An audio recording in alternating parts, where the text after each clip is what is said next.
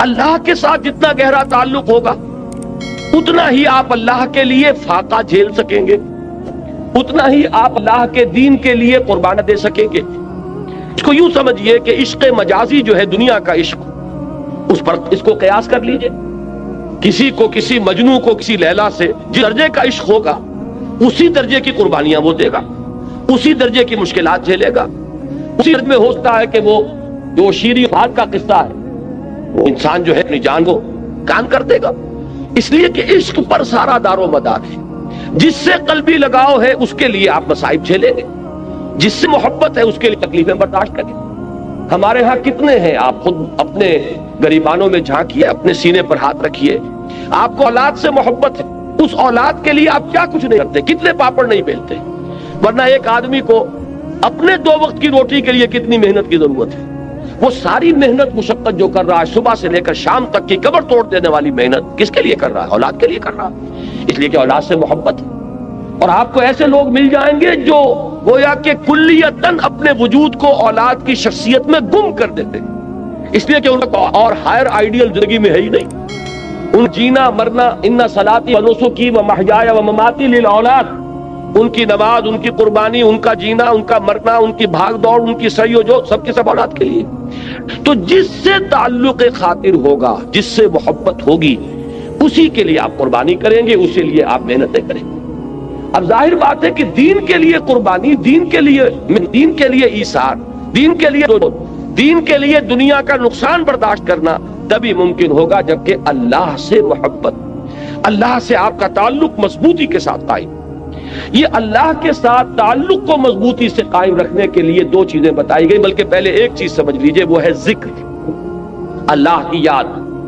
یہ ذکر جو ہے یہ ہے کہ جو آپ کا تعلق اللہ سے بڑھاتا ہے، اس سے اس کے ساتھ تعلق جو ہے وہ استوار ہوتا ہے، تازہ رہتا ہے۔ اگر کہیں اس کے اوپر گرد و غبار آ جائے دنیا کی مصروفیات اور مشغولیتوں کی وجہ سے، دنیا کے صدموں کی وجہ سے، دنیا کی مصیبتوں کی وجہ سے، تو جب اللہ کو آپ یاد کرتے ہیں تو وہ ایسے ہے جیسے کہ پھر آپ نے وہ گرد و غبار جھٹک دیا اور آپ کے دل کے اندر پھر اللہ کی محبت جو ہے وہ اثر نو جاگزیں ہو گئی، وہ پھر اس کے اندر سے چمک اٹھی۔ یہ ذکر ہے اصل میں کہ جو بندہ مومن کا سب سے بڑا ہتھیار ہے، اس کو سب سے زیادہ قوت عطا کرنے والی چیز اللہ کا ذکر ہے۔ لیکن ذکر کے بارے میں اب چند چیزیں میں عرض کروں گا، اس سے پہلے یہ مضامین کبھی نہیں آئے ہیں ان محفلوں میں، ذرا توجہ سے اس کو سنیے۔ ہمارے ہاں ذکر کے بارے میں بڑے مغالطے ہیں، اس لیے کہ سب سے پہلا مغالطہ تو یہ ہے کہ ذکر اور ذریعہ ذکر ان دونوں چیزوں کو گڈمڈ کر دیا گیا ہے۔ ذکر اور ہے، ذریعہ ذکر اور ہے۔ ذکر کیا ہے؟ استحضار اللہ فی القلب۔ ذکر اصل میں ہے اللہ کو دل میں موجود رکھنا، اللہ کو دل میں یہاں اس کی یاد یا اس کی محبت یا اس کے ساتھ لگاؤ اور تعلق کو قائم رکھنا۔ استحضار اللہ فی القلب۔ اب جس چیز کو ہم ذکر کہتے ہیں وہ ذریعہ ذکر ہے۔ میں بیٹھ کر اگر کہہ رہا ہوں سبحان اللہ سبحان اللہ سبحان اللہ سبحان اللہ، یہ ذریعہ ذکر ہے، ذکر نہیں ہے۔ اب اگر یہ آپ سبحان اللہ کی تسبیح تو کر رہے ہیں لیکن دماغ آپ کا چکر لگا رہا ہے اپنے کاروبار میں، آپ نے کوئی پرابلم تھا، دکان سے اٹھ کر آئے ہیں اور ذہن آپ کا اسی پرابلم کو حل کرنے میں لگا ہوا ہے، تو چاہے تسبیح آپ نے پوری کر لی، تو ذکر کا یہ ذریعہ تو آپ نے اختیار کیا، ذکر آپ کو حاصل نہیں ہوا۔ اسی طریقے سے نماز کیا ہے؟ ذریعہ ذکر ہے۔ سورہ طٰہٰ کی بڑی پیاری آیت ہے وہ، اور وہ ابتدائی وحیوں میں سے ہے جو بلکہ پہلی وحی جو حضرت موسیٰ علیہ السلام پر ہوئی، اس میں الفاظ آتے اقم الصلاۃ لذکری، نماز کو قائم کرو میری یاد کے لیے۔ مقصود کیا ہے؟ ذکر، استحضار اللہ فی القلب، اس کا ایک ذریعہ یہ نماز ہے کہ آپ اپنے دھندوں میں لگے ہوئے تھے، اذان کی آواز آئی فوراً اٹھے، وضو کیا، آپ مسجد کی طرف چل پڑے، وہاں گئے، آپ کھڑے ہوئے نماز میں اور آپ نے سورہ فاتحہ جو یوں سمجھیے کہ پورے قرآن مجید کا لب لباب ہے، اس کا نچوڑ ہے، اس کا خلاصہ ہے، اس کو آپ نے ہر رکعت کے اندر پڑھا یا سنا۔ اگر آپ امام کے ساتھ ہیں، امام قرات کر رہا ہے، آپ سن رہے ہیں، اگر آپ علیحدہ پڑھ رہے ہیں تو آپ خود پڑھ رہے ہیں، تو آپ نے پڑھا یا سنا، اور اس کا نتیجہ کیا نکلا کہ تازہ ہو گیا وہ آپ کا تعلق اللہ کے ساتھ۔ جو گرد و غبار آ گیا تھا، یہ 4 گھنٹے 6 گھنٹے آپ دکان پر بیٹھے رہے، صبح 8 بجے آ گئے، دن کے 1 بجے تک نہ معلوم کتنے گاہک آئے، کیا کیا گفتگویں ہوئی. اب یہ جو آپ کے شعور کے اوپر ایک گردہ پڑ گیا، اللہ کے ساتھ تعلق کے اندر کچھ کمزوری واقع ہوئی ہے، اس کو تازہ کرنا. مجھے حفیظ جالندری کا یہ شعر بہت پسند ہے، بڑا پیارا شعر ہے. ایسا نقشہ کھینچا ہے کہ سرکشی نے دیے دھندلے نقوش بندگی، آؤ سجدے میں گریں لوح جبیں تازہ کریں. یہ لوح جبیں پر ہمارا لکھا ہوا نا کہ ہم بندے ہیں اللہ کے، ہم آقا نہیں ہیں. ہم اپنے وجود کے مختار اور مالک نہیں ہے کہ جو چاہے کریں. ہم تو ہمارا آقا وہ ہے، ہم اس کے بندے ہیں.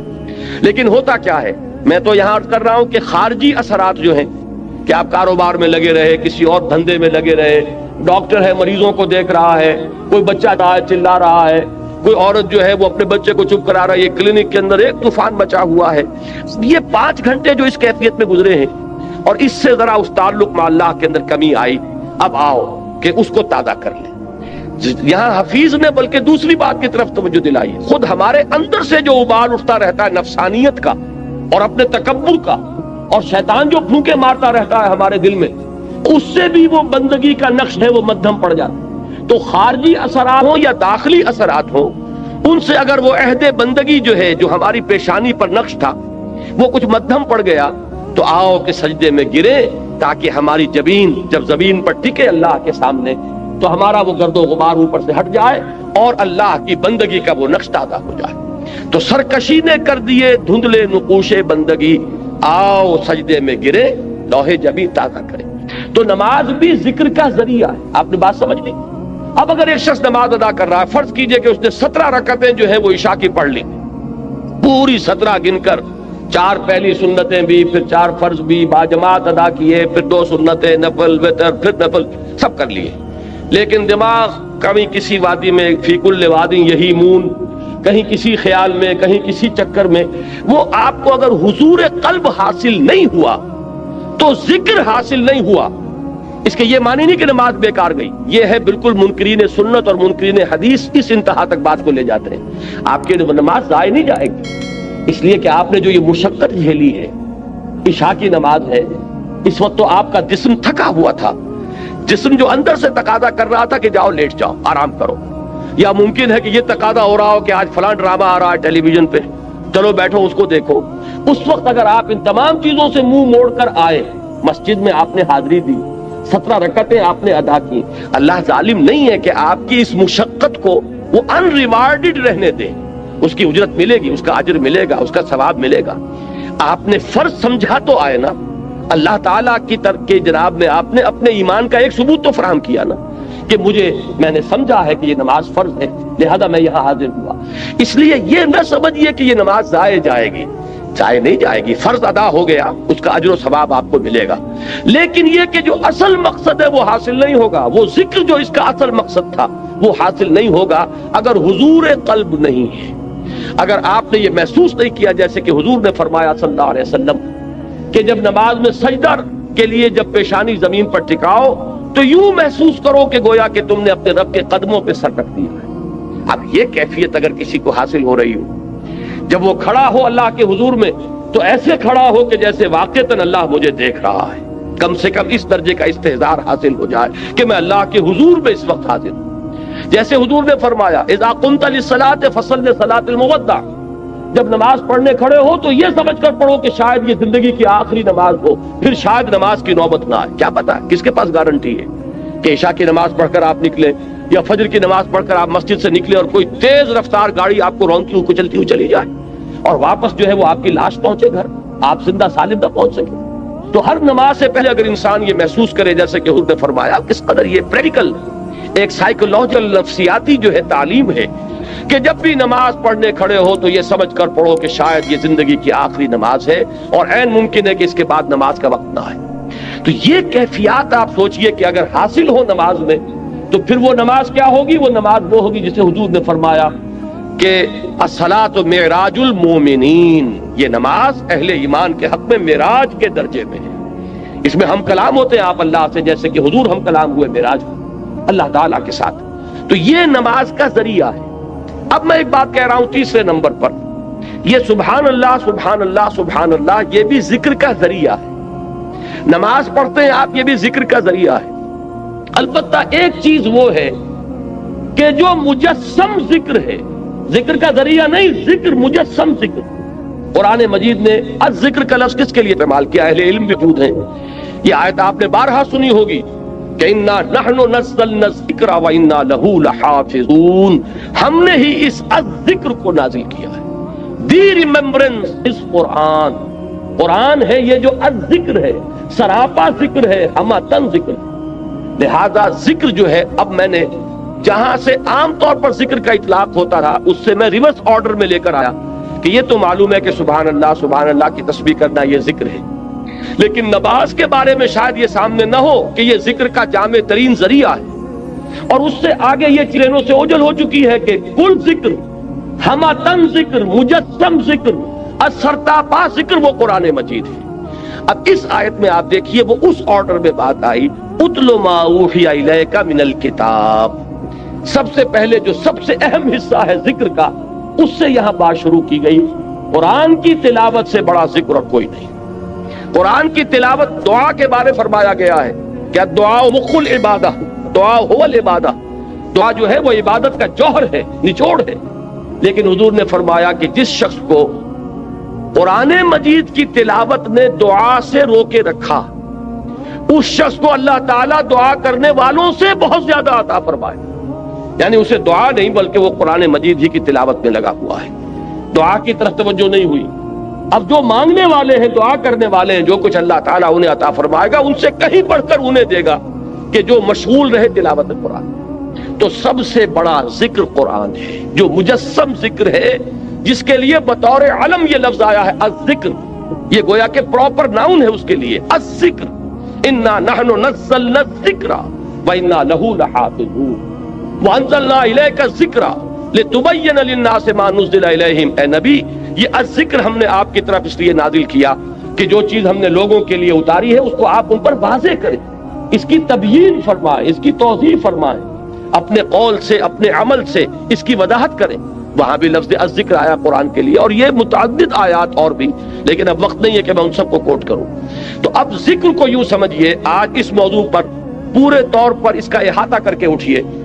ایک بات تو ہمیں یہاں سے معلوم ہو گئی کہ وَلَا ذِكْرُ اللَّهِ اکبر، یقیناً اللہ کا ذکر سب سے بڑی شے ہے، بہت بڑی شے نہیں، اکبر ہے افعل التفصیل، سب سے بڑی شے۔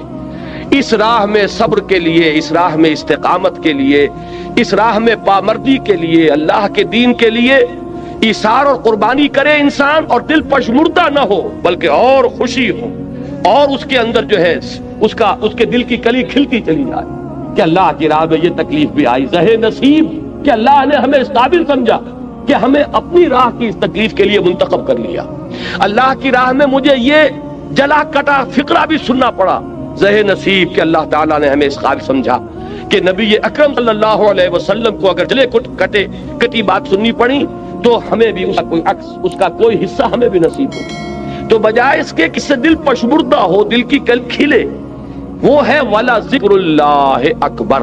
اس میں سب سے بڑی چیز کہ جس سے انسان کو مدد لے گی وہ اللہ کا ذکر ہے۔ لیکن اللہ کے ذکر کے بارے میں جو باتیں میں نے عرض کی، نمبر ایک یہ کہ ذکر علیحدہ ہے، ذریعہ ذکر علیحدہ ہے۔ ذکر ہے استحضار اللہ فی القلب، اس کے لیے جو ذرائع اختیار کیے جائیں گے، اب ان میں جب میں اوپر سے چلوں گا، نزولی ترتیب، سب سے اوپر کیا ہے؟ تلاوت قرآن، اتل ما اوحی الیک من الکتاب، اس لیے کہ قرآن الذکر ہے، لہذا اس کی تلاوت سب سے بڑا ذریعہ ذکر ہوگا، سب سے اہم، سب سے مقدم، سب سے پہلا ذریعہ ذکر تلاوت قرآن، اتل ما اوحی الیک من الکتاب۔ نمبر 2 پر ہے نماز۔ نماز جو ہے اس کے بارے میں میں عرض کر دوں کہ یہ جامع ترین ذریعہ ذکر ہے، مقدم ترین وہ ہے قرآن کی تلاوت، اہم ترین ہے قرآن کی تلاوت، لیکن جامع ترین یہ ہے۔ وہ کس لیے کہہ رہا ہوں؟ اس میں دیکھیے 4 چیزیں جمع کر دی گئی ہیں۔ نمبر 1، اس میں ذکر قولی بھی ہے، ذکر عملی بھی ہے۔ آپ پڑھ بھی رہے ہیں سورہ فاتحہ، زبان سے بھی کہہ رہے ہیں سبحان ربی العظیم، زبان سے بھی کہہ رہے ہیں اللہ اکبر، اور رکوع میں بھی جا رہے ہیں۔ اللہ اکبر کہہ کے جب آپ گئے رکوع میں تو آپ نے اپنے وجود سے بھی ذکر کیا، اپنے وجود سے بھی گویا کہ ظاہر کیا کہ آپ اللہ کی بڑائی کے قائل ہیں کہ آپ اس کے سامنے رکوع میں آ گئے۔ پھر آپ جب سجدے میں گرے ہیں تو گویا کہ آپ نے اپنے پورے وجود سے ظاہر کیا کہ آپ کے ذہن میں، آپ کے قلب پر اللہ کی عظمت کا نقش اتنا گہرا ہے کہ آپ نے اپنی پیشانی اس کے قدموں پر. معلوم یہ ہوا کہ یہ ذکر قولی بھی ہے اور ذکر عملی بھی شامل ہے.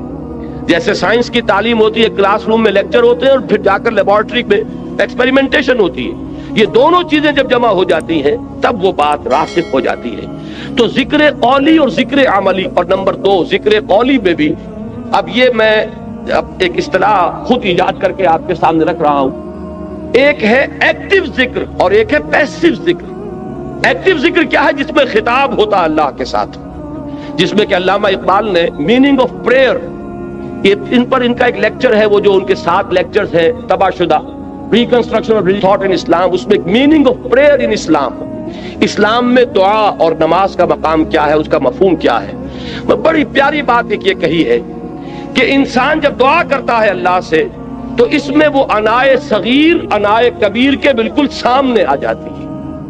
ایک تو یہ ہے کہ آپ جملہ خبریہ کی شکل میں اللہ اکبر اللہ اکبر اللہ اکبر آپ نے 34 مرتبہ کہا، اللہ سب سے بڑا ہے، اللہ سب سے بڑا ہے، اللہ سب سے بڑا ہے. یہ غائب کے سیغے میں بات ہو رہی ہے، اس میں خطاب نہیں ہے، اس لیے میں اس کو کہتا ہوں پیسیو ذکر. اور ایک ایکٹیو ذکر ہے جس میں آپ اللہ سے ہم کلام ہوتے ہیں. ایاک نعبد و ایاک نستعین اہدنا الصراط المستقیم. یہ کیا ہے؟ اس میں آپ اللہ سے ہم کلام ہیں. یہاں آپ کی وہ انائے صغیر، دی فائنائٹ ایگو، وہ بالکل انفائنائٹ ایگو کے سامنے آ کر اس سے خطاب کر رہی ہے.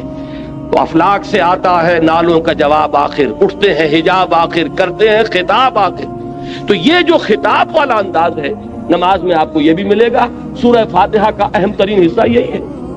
شروع میں جو ہے غائبانہ انداز میں آپ کہتے ہیں الحمدللہ رب العالمین الرحمن الرحیم مالک یوم الدین، یہ غائبانہ انداز ہے، یہ جملہ خبریہ ہے. لیکن یہاں ایاک نعبد و ایاک نستعین، اب یہاں خطاب ہو گیا، اب آپ اللہ سے براہ راست ہم کلام ہیں. تو نماز میں نے عرض کیا کہ ذکر قولی اور ذکر عملی جمع ہو گئے. اور ذکر قولی میں یہ بھی کہ خطاب والا ذکر جس میں اللہ سے ہم کلام ہو، اور ایک یہ کہ غائبانہ انداز میں اللہ کی تسبیح، اللہ کی تحلیل، اللہ کی تکبیر. آپ ہر مرتبہ جب اٹھ رہے ہیں اللہ اکبر، اب یہ کیا ہے؟ یہ بھی ذکر ہے. تو معلوم ہوا کہ ذکر کا اہم ترین مقدم ترین ذریعہ تلاوت قرآن، ذکر کا جامع ترین ذریعہ نماز. اتل ما اوحی الیک من الکتاب واقم الصلاۃ ان الصلاۃ تنہی عن الفحشاء والمنکر.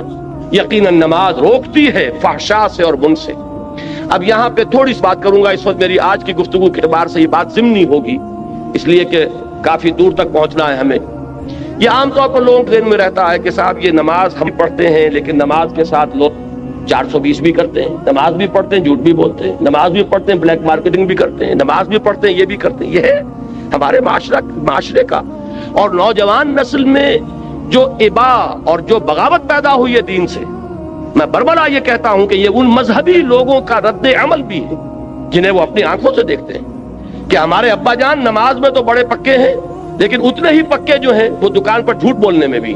ظاہر بات ہے کہ بیٹے سے تو چھپی ہوئی بات نہیں، آپ کسی سے چھپا لیں گے، آپ کی بیوی سے تو آپ کی کمزوریاں جو ہیں وہ چھپی ہوئی نہیں ہے، آپ کے گھر والوں سے، آپ کی اولاد سے تو چھپی ہوئی نہیں ہے کہ نماز میں بھی پڑے پکے ہیں، جھوٹ بولنے میں بھی پکے. ظاہر بات ہے کہ اس کا تو اس کی طبیعت، نوجوان جو ہے اس کا معاملہ یہ ہوتا ہے کہ وہ ان چیزوں پر غور کرتا ہے. چاہے اگر سعادت مند ہے آپ کے سامنے بولتا نہیں، لیکن آپ دیکھ تو رہا ہے، اس کا ایک اثر قبول کرتا ہے اور وہ سمجھتا ہے کہ نماز بے کا فائدہ کیا ہے اس کا. اگر نماز کے ساتھ یہ بھی ہے، اگر نماز کے ساتھ سنگ دلی بھی ہے، ایک غریب آدمی کو دیکھ کر آپ کا دل نہیں پسیجا، نوجوان جو ہے اس کا بھی تاثر قبول کرتا ہے کہ ہمارے ابا جان کے پاس کتنی کچھ دولت ہے اور اس نے اپنے ایک دکان کے ملازم کے ساتھ کیا سلوک کیا. اس وقت اس کی بیوی بیمار تھی، اسے کچھ قرض کی ضرورت تھی اور ابا جان نے کس طریقے سے ڈانٹ دیا، دھتکار دیا. یہ نوجوان جو ذہن ہے یہ ان چیزوں کو دیکھتا ہے اور ان سے امپریشن لیتا ہے، اس سے تاثر لیتا ہے. تو یہ مسئلہ ہمارے ہاں کے زندہ مسئلوں میں سے کہ کیا وجہ ہے کہ ہماری نمازیں جو ہے بے اثر کیوں ہو گئی. قرآن دعوے سے کہہ رہا ہے کہ نماز تو فحش اور بے حیائی کے منہ سے روکتی ہے، جبکہ ایسے لوگ ہمیں نظر آتے ہیں معاشرے کے اندر کہ نماز میں ہو سکتا ہے. میں نے مثالیں دی ہیں بعض اوقات، جب میں اپنی MBBS سے فارغ ہو کر تازہ گیا تھا منٹگومری جو اب سوال کہلاتا ہے، میں وہاں 2 اشخاص کو دیکھا. ایک وہاں حاجی بلیکیا کے نام سے مشہور تھا، اس کی یہ داڑھی تھی لمبی، اور نہ صرف یہ کہ نماز میں 100%، بلکہ وہ خاصا آسودہ حال کھاتا پیتا آدمی تھا، اس کے پاس ڈپو تھے اور ڈپو ہی میں بلیک ہوتی تھی، تو وہ اذان بھی خود جا کر دیتا تھا، 5 وقت کی اذان وہ شخص دیتا تھا۔ یعنی جہاں تک عبادت کا تعلق ہے، یہ ایک صاحب ساہیوال کے بیٹھے ہوئے سر ہلا رہے ہیں، تو وہ ان کے ذہن میں وہ صاحب آ گئے ہوں گے، لیکن بہرحال میں کسی متن شخص کو نہیں، میں تو ایک مثال کے طور پر آپ سے کہہ رہا ہوں کہ یہ ہمارے معاشرے کے اندر وہ حاجی بلیکیا جو ہے وہ نوجوان نسل پر اپنے اس دین کا کیا اثر قائم کر رہا ہے۔ اور اس کے ساتھ ہی بالکل پیرلل ایک حاجی رشوت تھے وہاں، وہ انکم ٹیکس کے اندر وہ انسپیکٹر تھے، ان کی بھی داڑھی بہت طویل اور نمازی بہت کے، لیکن وہ خوب رشوت لیتے خود بھی اور رشوتیں دلواتے تھے مسجدوں کو بھی، کیا کہ جب وہ کسی پارٹی کا گلا دباتے تھے تو اپنے لیے بھی کچھ لیتے تھے اور اللہ کو نہیں بھولتے تھے، اللہ کے گھر کے لیے بھی چندے لے لیتے تھے۔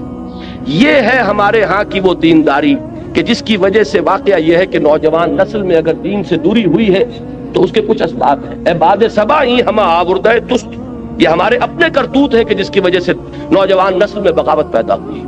وہ کیوں ہے؟ وہ اسی وجہ سے ہے کہ یہ نماز رہ گئی رسم اذاں، روح بلالی نہ رہی۔ پوری زندگی کے ساتھ اس کی کوئی کوآرڈینیشن نہیں ہے، اس کی کوئی مطابقت نہیں۔ زندگی میں جو کچھ امنگیں ہیں، ارادے ہیں، جو ویلیوز ہیں، ویلیوز ان لائف، اس کا اس نماز کے ساتھ کوئی تعلق نہیں رہا۔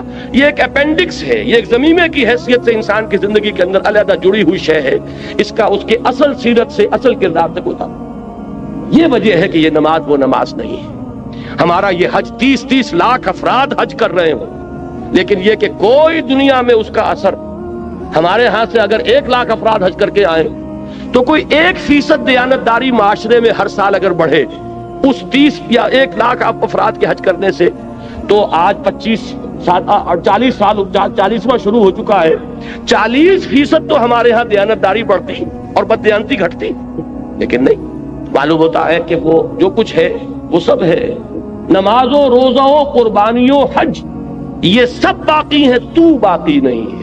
وہ بیچ میں جو روح ہے وہ نکل چکی، اب یہ ریچولز کی شکلیں اختیار کر چکے ہیں یہ اعمال، یہ وجہ ہے۔ ورنہ واقعہ یہ ہے کہ بندہ مومن کے لیے سب سے بڑی تلوار وہ یہ نماز ہے، اللہ کے ساتھ تعلق قائم کرنے والی سب سے بڑی چیز نماز ہے۔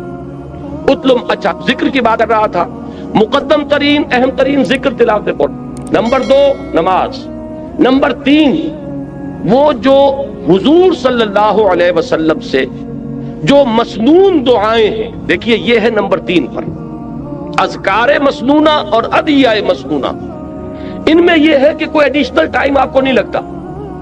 آپ اگر کار میں بیٹھ رہے ہیں، سواری پر سوار ہونے کی دعا ہے، اتر رہے ہیں اس کی دعا ہے، صبح اٹھے ہیں دعا ہے، آپ بیت الخلاء میں داخل ہو رہے ہیں دعا ہے، بیت الخلاء سے باہر نکلے ہیں دعا ہے، آپ پھر اب وضو کرنے بیٹھے، وضو کے بعد فارغ ہوئے، مسجد کے لیے نکلے گھر سے دعا ہے، مسجد میں داخل ہوئے دعا ہے، مسجد میں تو رہیں گے تو وہ تو ہے ہی نماز، وہ تو سراپا ذکر ہے، واپس آئیں گے پھر دعا ہے، گھر میں داخل ہوں گے پھر دعا ہے، بازار کے لیے نکلیں گے دعا ہے، واپس آئیں گے دعا ہے، سفر پر جائیں گے دعا ہے، واپس آئیں گے دعا ہے، یہاں تک کہ آخری بات عرض کر دیتا ہوں کہ آپ تعلق زن و شوق کا کرتے ہیں تو بھی دعا ہے۔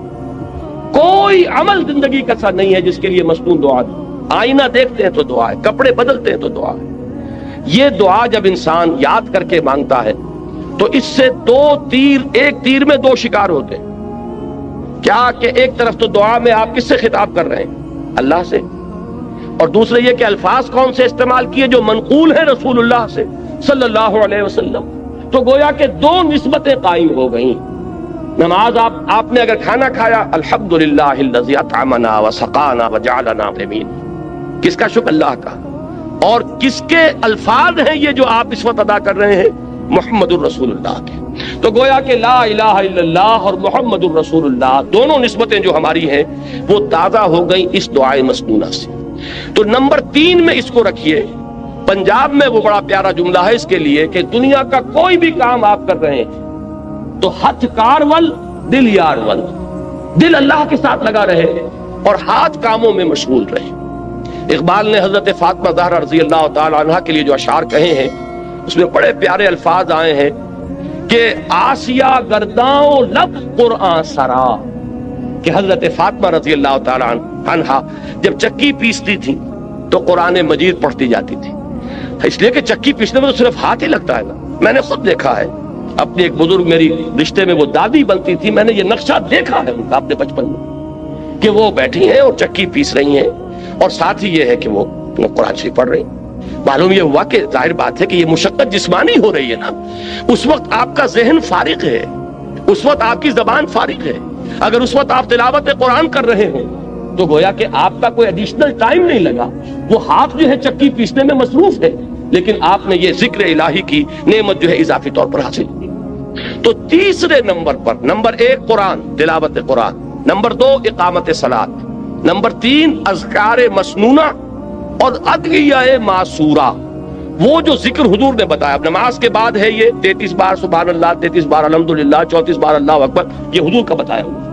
تو ظاہر بات ہے حضور کے بتائے ہوئے اذکار، ان کی بہت بڑی قدر و قیمت ہے، بڑی اہمیت ہے، اور وہ دعائیں کہ جو حضور سے منقول ہیں یہ ہے۔ اور چوتھے نمبر پر ہمارے جو یہ سلاسل ہیں، یہ چشتی سلسلہ ہے، یہ قادریہ سلسلہ ہے، انہوں نے اپنے اپنے زمانے میں لوگوں کی ذہنیتوں کو سامنے رکھ کر یہ جو اذکار جو انہوں نے مدون کیے کہ یہ سلسلہ ذکر ہے چشتیہ کا، یہ ذکر خفی ہے، یہ ذکر جلی ہے، یہ چوتھے نمبر پر لائیے، اس لیے کہ وہ لوگ بہت ماہر تھے نفسیات کے، اور انہوں نے اپنے زمانے میں اگر مفید سمجھ کر وہ طریقے مدون کیے ہیں تو ٹھیک ہے، مجھے ان سے اختلاف نہیں ہے، لیکن خدا کے لیے انہیں چوتھے نمبر پر رکھیے۔ اگر اس کو نمبر 1 پر لے آئے اور اصل ذکر آپ نے اسی کو سمجھا اور تینوں منزلیں جو ہے کود کے کراس کر گئے تو یہ اصل میں ریورس ہو جائے گا، سارا ریشو پروپورشن کا معاملہ غلط ہو جائے گا۔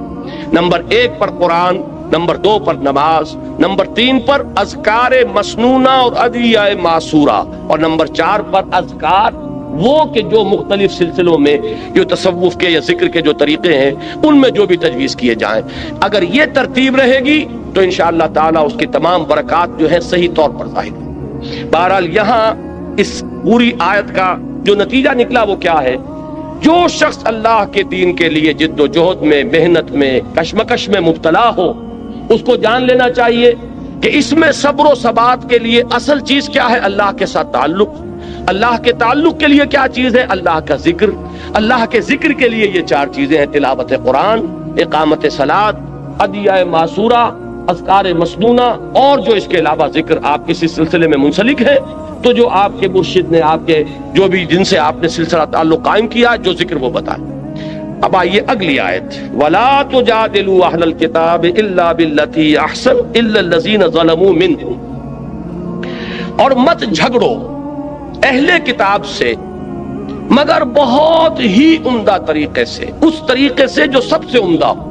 اس لیے کہ یہاں بھی احسن ہے، جیسے وہاں اکبر ہے، وَلَذِكْرُ اللَّهِ اکبر، افعل التفصیل، یہاں بھی احسن جو آیا ہے یہ سپرلیٹو ڈگری، سب سے اعلیٰ طریقے پر ان سے جھگڑو۔ ابھی میں بتاؤں گا کہ مجادلے کا مطلب کیا ہے۔ إِلَّا الَّذِينَ ظَلَمُوا مِنْهُمْ، سوائے ان کے جو ان میں سے ظالم ہوں، جو ظلم کریں، تعدی کریں، دست درازی کریں۔ اب یہاں بات سمجھ لیجئے، تعویل خاص جو ہے اس کے اعتبار سے یہ حکم ہو رہا ہے مسلمانوں کو اہل کتاب کے ضمن میں، اس لیے کہ حضور صلی اللہ علیہ وسلم اور صحابہ کرام جب اس دین کی کشمکش میں مبتلا تھے، دعوت دے رہے تھے اور ادھر سے رد عمل ہو رہا تھا، مصیبتیں تھیں، مشکلات تھیں، تو عرب میں 2 طبقے تھے۔ ایک وہ امیین مشرکین جو کسی نبی کے نام لیوا نہیں، کوئی ان کے پاس کتاب نہیں، کوئی شریعت نہیں، اگرچہ حضرت ابراہیم کا نام وہ لیتے تھے لیکن وہ بھی جد امجد کی حیثیت سے کہ ہم ان کی نسل سے ہیں، وہ بھی رسول کے ہونے کی حیثیت سے نہیں بلکہ ایک نسلی تعلق جو ان کا تھا حضرت ابراہیم کی اولاد سے۔ دوسرا طبقہ تھا یہ اہل کتاب، نصارہ اور یہود۔ یہ کون تھے؟ یہ گویا کہ سابقہ مسلمان امت تھی، اس لیے کہ یہ تو کتابوں کے ماننے والے، رسولوں کے ماننے والے، شریعت کے ماننے والے۔ تو یہ 2 طبقے ہوئے کہ جو اس وقت تھے کہ جن سے نبی اکرم صلی اللہ علیہ وسلم اور صحابہ کرام کو سابقہ پیش آئے۔ اب ان میں سے جہاں تک مشرکین کا تعلق ہے، ظاہر بات ہے کہ وہ تو ضلالا بعیدہ والی بات ہے، بہت دور نکل گئے، مشرک ہیں، بتوں کو پوج رہے ہیں، ان کے ہاں تو کوئی بھی خیر موجود ہے ہی نہیں۔ لیکن جہاں تک ان اہل کتاب کا تعلق ہے، اگرچہ اخلاقی طور پر کیا آپ نے اس کی صفائی کی ان کی طرف سے، ایک اور کوئی حملہ ہو گیا، تو یہ بحث و نزاع جو ہے یہ جدال ہے۔ اب اس میں ظاہر بات ہے کہ جب آپ دین کے غلبے کی جد و جہد کر رہے ہیں تو آپ یہ نہیں کہہ سکتے کہ بھائی کسی سے کچھ نہ کہو، کسی سے مت الجھو، الجھنا تو پڑے گا، دین غالب کیسے ہوگا؟ اس لیے کہ جو بھی باطل کے پرستار ہیں وہ تو راستہ روک کے کھڑے ہیں، وہ تو نہ یہ چاہتے ہیں کہ دین کا پیغام عام ہو، نہ یہ چاہتے ہیں کہ کوئی دین کی طرف پیش قدمی کرے، تو الجھنا تو پڑے گا، تصادم تو ہوگا، وہ تو ناگزیر ہے۔ یہ جو بعض بڑے نیک طبع لوگ ہوتے ہیں کہ صاحب بس آپ اپنا کام کیجئے، کسی سے الجھیے نہیں، میں ان کی نیکی کو تو داد دیتا ہوں، لیکن یہ میں سمجھتا ہوں کہ ان کے سامنے تصور ہی نہیں ہے، اس لیے کہ ان کے سامنے اگر وہ حرکی تصور ہو تو حرکی تصور میں تو الجھنا پڑے گا۔ جو آپ کا راستہ روک کر کھڑا ہو گیا اسے آپ ہٹائیں گے نہیں تو راستے میں کیسے چلیں گے؟ تو ٹھیک ہے، آپ اگر سٹیٹس کو مینٹین کرنا چاہتے ہیں، جیسے بھی رہے معاشرہ ویسے رہے، تب تو آپ کسی سے نہ الجھیے، لیکن یہ کہ اگر آپ کو اس معاشرے کو کسی رخ پر لے کر جانا ہے، اگر آپ کو یہاں اللہ کے دین کو غالب کرنا ہے، تو جو بھی راستے میں آ رہا ہے اس سے آپ کو دست و گریبان ہونا پڑے گا۔ اس میں یہ ہے کہ وہ نیکی جو ہے، نیکی کا ایک تصور وہ ہے وہی کہ جو اس سٹیٹک کانسیپٹ آف ریلیجن کے ساتھ جو ہے اس کی مطابقت ہے۔ اپنی ذاتی زندگی میں نماز روزہ کر لو، اللہ اللہ خیر صلاح، تب تو یہ کہ نہ کسی سے الجھنا، نہ کسی کے ساتھ بحث و نزاع، وہ اپنے دھندے میں لگا رہے تم اپنے دھندے میں لگے رہو، لیکن اگر دین کی جد و جہد کرنی ہے تو آپ کو ان کی باتوں کا جواب دینا پڑے گا۔ وہ لوگ عوام کو ورغلائیں گے، آپ کو ان کے مغالطے رفع کرنے پڑیں گے، اور کسی وقت ایسا بھی ہو سکتا ہے کہ آپ کو ان پر بھی جوابی حملہ کرنا پڑے۔ قرآن مجید میں آپ کو نظر آ جائے گا بنی اسرائیل سے جو خطاب ہوا ہے سورہ بقرہ میں، 5ویں رکوع سے لے کے 15ویں رکوع تک، ان پر قرآن مجید نے ان کی جو غلطیاں تھیں، ان کی جو خامیاں تھیں، ان کی تاریخ کے جو اہم واقعات تھے کہ جن سے کہ انہوں نے اللہ اور اس کے رسول کے راستے سے جو انحراف کیا تھا، ان سب کا کھول کر پردہ چاک کیا گیا، اور ایک بڑی مفصل قرارداد فرد جرم جو ہے ان کے اوپر عائد کی گئی ہے۔ تو یہ سارا کام کرنا پڑتا ہے، لیکن یہ کہ اہل کتاب کے ساتھ ایک احتیاط کی ضرورت ہے کہ ایک تو مشرکین ہیں، ان کا معاملہ یہ ہے کہ وہ بہت دور نکل گئے ہیں اپنی ضلالت اور گمراہی میں، لیکن یہ بہرحال کسی نہ کسی درجے میں زبانی کلامی اللہ، رسول، آخرت، کتاب، شریعت، نبوت، وحی، فرشتے، ان سب کو مانتے ہیں، لہذا ان کے ساتھ بہت نرم رویہ اختیار۔ وَلَا تُجَادِلُوا أَهْلَ الْكِتَابِ إِلَّا بِالَّتِي هِيَ أَحْسَنُ، اور مت جھگڑو، مت مجادلہ کرو اہل کتاب سے مگر اس طور سے کہ جو بہت ہی اعلیٰ۔ اب آپ غور کیجئے کہ یہ تو تعویل خاص سے بات واضح ہو گئی، اب تعویل عام پر آئیے، جو اصول ہے تفسیر کا، الاعتبار لعموم اللفظ لا لخصوص السبب، اصل اعتبار جو ہے الفاظ کی عمومیت کا کیا جائے گا، نہ کہ ایک خاص پس منظر کا جن میں وہ آیات نازل ہو۔ اب اس کو جنرلائز کیجئے تو وہ بات کیا بنے گی؟ فرض کیجئے کہ آج ہم پاکستان میں اسلام کے غلبے کی جد و جہد کرتے ہیں، مخالفت ہوگی کہ نہیں ہوگی؟ کمیونسٹ بھی مخالفت کریں گے، ملحدین بھی کریں گے، سیکولرزم کے قائلین بھی کریں گے، جو یہ قومیتوں کا نظریہ تراش کر جو اس کی بنیاد پر گاڑی چلا رہے ہیں وہ بھی کریں گے۔ یہ سب کریں گے کہ نہیں کریں گے؟ آپ کو ایک چومکھی جنگ لڑنی پڑے گی۔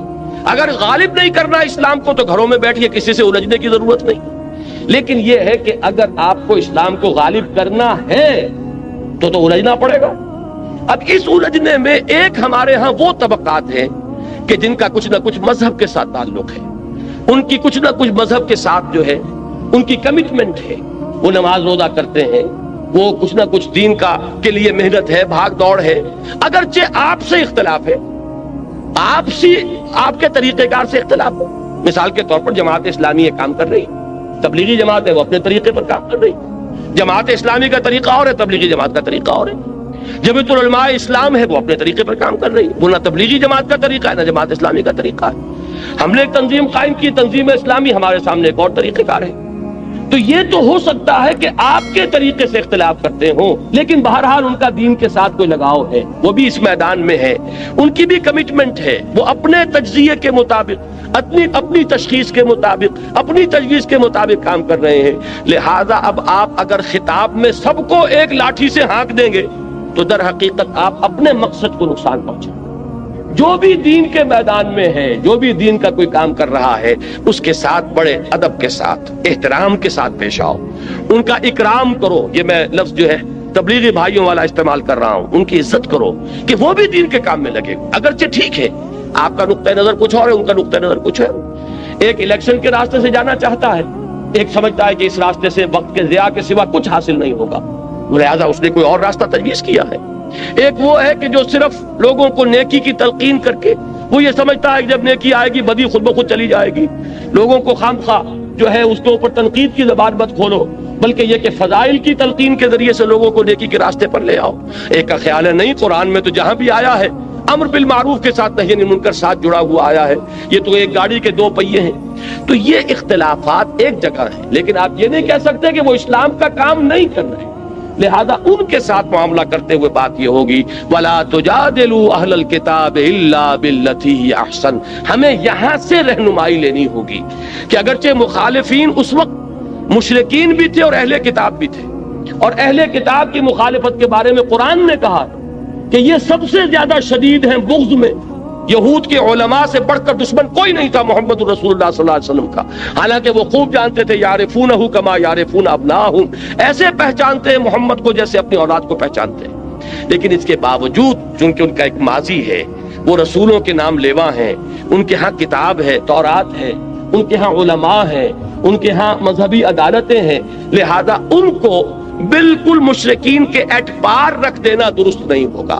وَلَا تُجَادِلُوا أَهْلَ الْكِتَابِ إِلَّا بِالَّتِي هِيَ أَحْسَنُ۔ اب اس سے ہمیں کیا لینی ہوگی رہنمائی کہ اگر ہم اپنی سمجھ کے مطابق، اپنے فہم کے مطابق، اپنے تجزیے کے مطابق، اپنی تشخیص کے مطابق، اپنی تجویز کے مطابق دین کا کوئی کام کر رہے ہوں، تو جو بھی دین کے لیے کسی نہ کسی درجے میں ایکٹیو ہیں، کوئی کام کر رہے ہیں، کوئی توانائیاں صرف کر رہے ہیں، ان کے ساتھ یہ معاملہ اختیار کرنا ہوگا۔ کہیں نہ کہیں تو لازماً آئے گی بات اختلاف کی، اس لیے کہ ظاہر بات ہے کہ ہم کہیں گے بھائی ہم جو راستہ بتا رہے ہیں ہم نے اس لیے اختیار کیا کہ صحیح راستہ اس کو سمجھا ہے۔ ہمیں کہنا پڑے گا کہ انتخاب کے اندر، یہ انتخابات میں حصہ لینے سے ملک کے اندر ایک اطمینان کی فضا پیدا ہو جانا یہ اپنی جگہ پر ہے، جو ہم چاہتے ہیں کہ ہونا چاہیے، کہ مختلف حصوں کے لوگوں کے اندر یہ اطمینان ہو کہ ہمیں ہمارے معاملات ہمارے ہاتھ میں ہیں۔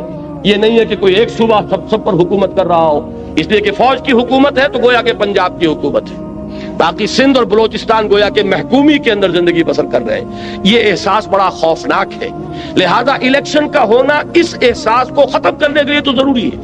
البتہ اسلام الیکشن کے راستے سے نہ قطعاً آنا محال مطلق، ناممکن، اس کے لیے تو انقلابی راستہ اختیار کرنا پڑے گا۔ اب اگر یہ بات میں زور دے کر نہ کہوں تو میری اس بات کے اوپر کون توجہ کرے گا، کون آئے گا میرے اس راستے پر، کون میرا دست و بازو بنے گا، کون میرا ساتھ دے گا؟ تو مجھے یہ بات تو کہنی پڑے گی، لیکن یہ ہے کہ اس میں وہ تمام احتیاطیں ملحوظ رہیں کہ بہرحال وہ بھی جو کچھ کر رہے ہیں دین کے لیے کر رہے ہیں، اپنی سمجھ کے مطابق دین ہی کی خدمت ہے، ان کے سامنے بھی یہی ہے، چاہے وہ جمعیت علماء ہو، چاہے تبلیغی جماعت ہو، جماعت اسلامی ہو۔ تو ہمیں یہاں سے یہ دوسری ہدایت ہے کہ جو اخذ کرنی ہے، وَلَا تُجَادِلُوا أَهْلَ الْكِتَابِ إِلَّا بِالَّتِي هِيَ أَحْسَنُ إِلَّا الَّذِينَ ظَلَمُوا مِنْهُمْ۔ یہ ذرا مشکلات القرآن میں سے یہ مقام، سوائے ان کے جو ان میں سے ظلم پر، سرکشی پر، تعدی پر اور حق تلفی کے اوپر کمر کس لیں۔ اب یہ استثناء کس سے ہے؟ یہ دو نتیجے اس کے نکل سکتے ہیں۔ ایک اللہ نے دوسرے اللہ کو کینسل کر دیا تو اس کا مطلب یہ ہوا کہ ان سے جھگڑو ہی نہ، اس کے منہ ہی نہ لگو، اور ایک یہ ہو سکتا ہے کہ یہ اس اللہ نے صرف احسن کی نفی کی ہے، گویا کہ ان کے ساتھ جھگڑو تو انہیں ترکی بترکی جواب بھی دے سکتے ہو، اس لیے کہ جن لوگوں کے بارے میں یہ یقین ہو جائے کہ یہ نہ سننا چاہتے ہیں، نہ ماننا چاہتے ہیں، نہ کوئی معقول بات سننے کے لیے تیار ہے، انہوں نے مخالفت پر کمر کس لی، انہوں نے فتویٰ بازی شروع کر دی ہے راستہ روکنے کے لیے، تو ظاہر بات ہے کہ اگر ان کے ساتھ بھی اگر آپ نے وہ معاملہ اختیار کیا تو وہ گویا کہ اپنی منزل کو آپ کھوٹا کریں گے، ان کا جواب دینا پڑتا ہے، کسی وقت سختی کا جواب سختی کے ساتھ دینا پڑتا ہے، لیکن اس میں بھی بڑی احتیاط کی ضرورت ہوگی۔ یہ دونوں مفہوم اس میں موجود ہیں۔ اچھا، اب جو بات یہ تو ہوئی منفی بات، مثبت بات کیا ہے؟ یہ انداز اختیار کرو، وَقُولُوا آمَنَّا بِالَّذِي أُنزِلَ إِلَيْنَا وَأُنزِلَ إِلَيْكُمْ۔ یہ کہو ان سے کہ ہم ایمان رکھتے ہیں اس چیز پر بھی کہ جو ہماری طرف نازل کی گئی اور اس پر بھی جو تمہاری طرف نازل کی گئی، چونکہ اہل کتاب کا ذکر ہے، ہم تو تورات پر بھی یقین رکھتے ہیں، ہم انجیل پر بھی یقین رکھتے ہیں، اگرچہ جو تورات تمہارے پاس ہے اس میں تحریف ہو گئی ہے، لیکن اس کی تصدیق قرآن کرتا ہے کہ تورات اللہ کی کتاب تھی جو اللہ نے موسیٰ علیہ السلام کو عطا فرمائی۔ جو انجیل آج تم پیش کر رہے ہو، اگرچہ من و عن اس کو ہم نہیں مانتے، لیکن یہ بات ہم مانتے ہیں کہ وہ انجیل و یقیناً اللہ کی کتاب تھی کہ جو اللہ نے حضرت عیسیٰ علیہ السلام کو عطا فرمائی۔ تو قولوا آمنا بالذی انزل الینا وانزل الیکم، ان سے کہو ہم تو ایمان رکھتے ہیں، ہمارے اندر تو کوئی تعصب نہیں، کوئی عصبیت نہیں، کوئی گروہ بندی نہیں، ہم تو ایمان رکھتے ہیں اس پر بھی کہ جو وہی ہماری طرف کیا جا رہا ہے قرآن، اور ایمان رکھتے ہیں ان کتابوں پر بھی جو تمہاری طرف نازل کیا گیا ہے۔